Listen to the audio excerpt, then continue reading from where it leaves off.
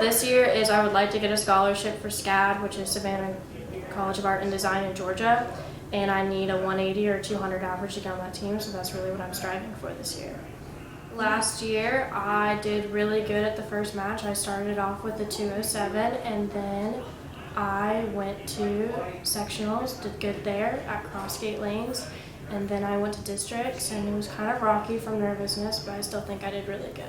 And I also came in top 10 in SWAC. I believe I was 7th, so that's cool.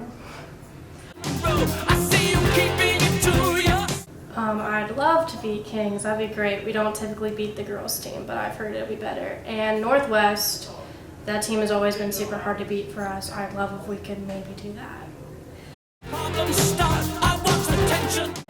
At first, going to a bowling match, it might be kind of weird because it's not like your typical thing if you don't really understand it. But once you go to a few more, you'll definitely get it, and it's pretty fun to watch. No one can stop